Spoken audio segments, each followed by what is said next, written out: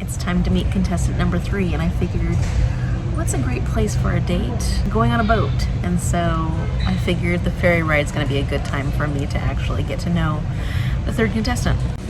We're getting ready to leave Orcas Island, and we'll hit Shaw Island, followed by Anacortes. That's our destination.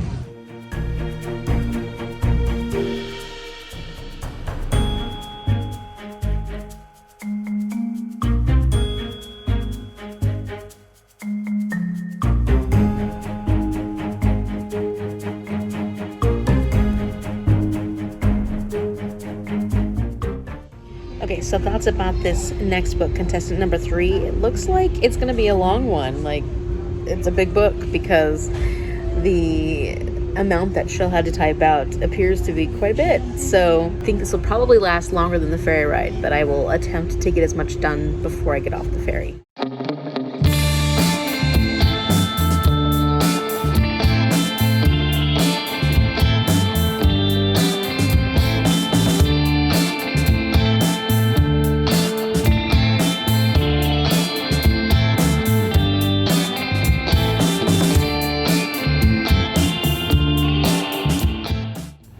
So first impressions, 1920s flappers era, and it's this young girl who's turning 18. They're really wealthy. Her mom recently bought a Ouija board, and her party's starting to flag. People are losing interest, and so she's like, oh, I'm gonna bring out the Ouija board.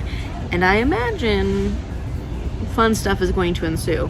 Maybe there will be spirits or creepy stuff. So I'm interested. I like the era, I like the time period, and I think that anything having to do with the supernatural like this is always a fun subject, especially when there's a historical element added to it.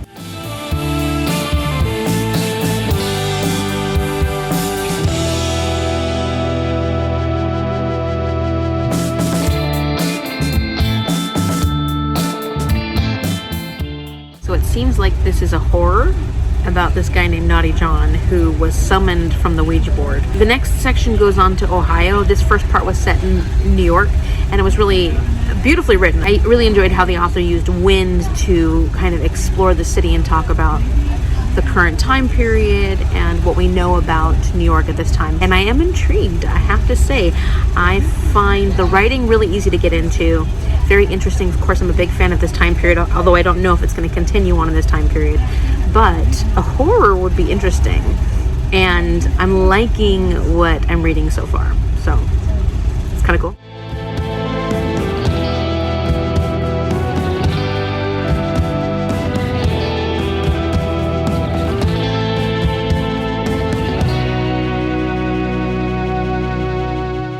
We are having to get off the ferry. I'm a little under halfway when it comes to finishing this particular contestant. Sounds weird. I am enjoying it a lot. I'm actually really enjoying it. And I do love the 1920s setting that's continuing on.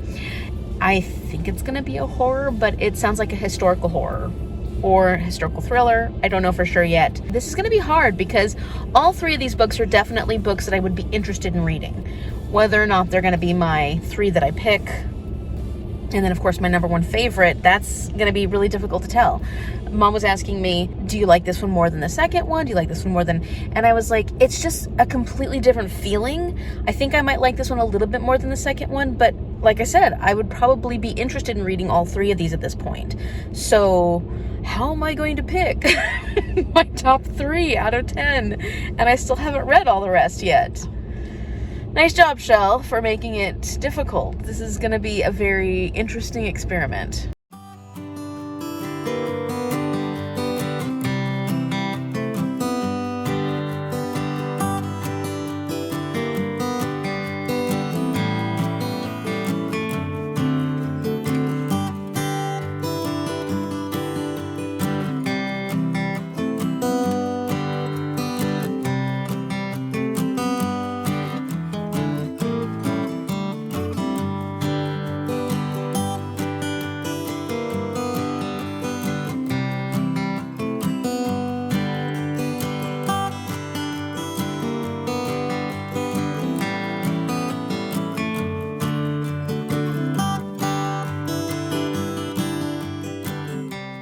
Okay, I'm home now. I've been spending more time with my contestant, number 3, and I've been really enjoying it. I've been really enjoying the detail about the 1920s and all the things that are happening, all the little nods to the 1920s. It's a little on the nose, but I'm still enjoying that, so it's a lot of fun. We've met Evie and we've met Memphis, and there's definitely spiritual elements to this.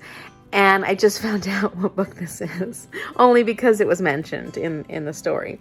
So I'm not going to say anything because I don't want to give it away for you.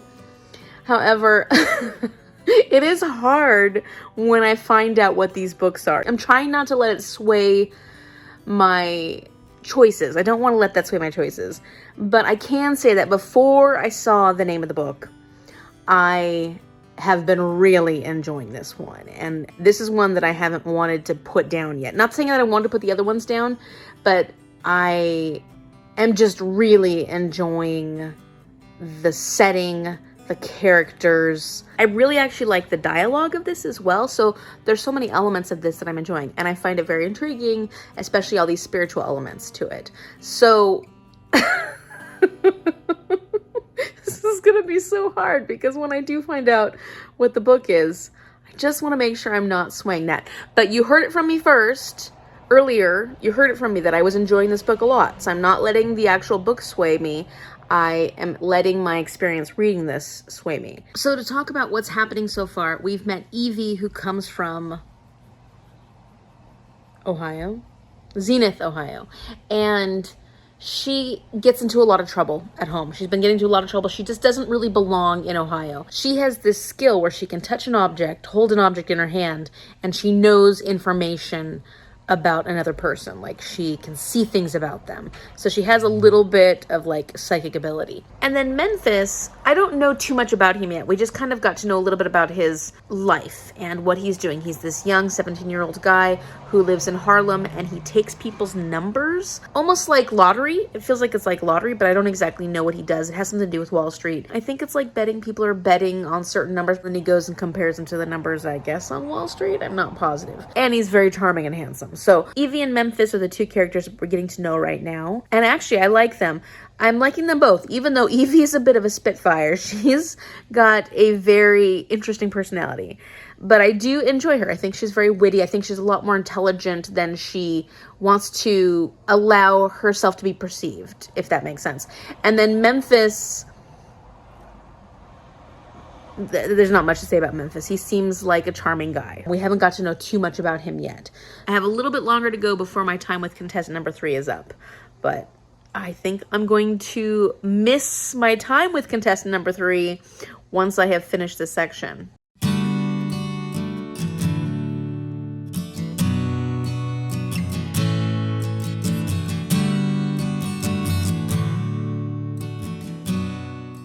Well, shoot, that's going to be a hard one to beat.